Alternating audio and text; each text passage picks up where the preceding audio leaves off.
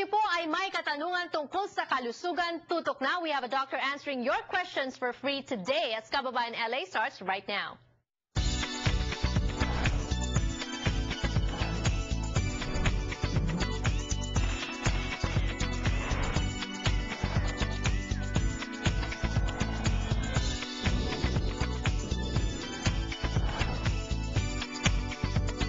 Magandang hapon mga kababayan, kayo po ay nanonood ng kauna-unahan at kaisa-isang pang-araw-araw na programa para sa ating mga Pilipino dito sa Amerika. Layunin po ng ating programa ang maalalayan at mabigyan ng pansin ang mga kalagayan nating mga Pilipino dito sa Amerika. And that's why today on the show with the rising cost, napakahirap po ng pera ngayon. And a lot of you, I know you don't like going to the doctor and you like self-medicating. That is wrong. And so today on the show, I'm bringing the doctor to you so you can call today. It's a Talk Tuesday after all, so you get to ask him your questions, whatever health-related questions you have. Dr. Edgar Banyas is here joining us on Kababayan LA. Hello and welcome once again to the show, Doctor. Hello again, Janelle. Pag-usapan po natin, ano bang mga dapat na pinag-iingatan nating mga Pilipino? Because I know we talked about this on the show a lot of times in the past. Heart diseases, tsaka yung high cholesterol, because of the Filipino diet, no, we're prone to those. Ano pa ba yung dapat nating pinag-iingatan?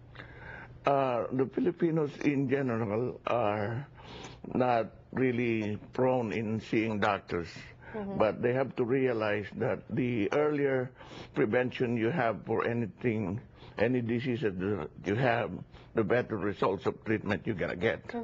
So, napaka-importante po na magpatingin po tayo kahit na konting nararamdaman lang na hindi natin alam ang dahilan. It's better to see a doctor so you can properly prevent any serious complications. Regular checkup, Yes. very important. What about yung, I hear sometimes, you know, some people are aware of what they're feeling, their body, ganyan, and they go see a doctor and they get a battery of tests and then the tests come out negative, but then a few months later, meron pala silang sakit. So yung mga nami-misdiagnose?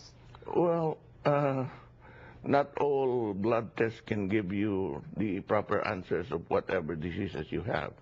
The thing to realize is if you have continuing signs and symptoms, then you have to inform the doctor because there are other tests that can be done to really find out what's wrong. Okay. Further examinations, kagaya mga CT scans or MRIs if you really need to, or consults with specialists.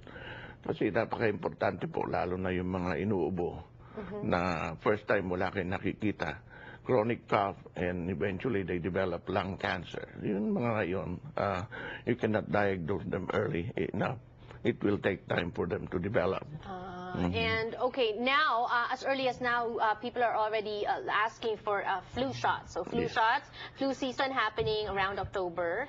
How important are flu shots? Do they really help? And how come we hear of people, you know, na nagkakasakit after they get a flu shot? Flu shots really help, especially in the immunocompromised patients, the elderly. Kaya kung they have the chance to have their flu shot, they should have it early. Right now, we have flu shots in the office and they are being given right now. The earlier you get, the more preventive measures you get from it. The question about having flu shots and getting sicker after that is really probably due to some allergy to the flu shots, which is not impossible.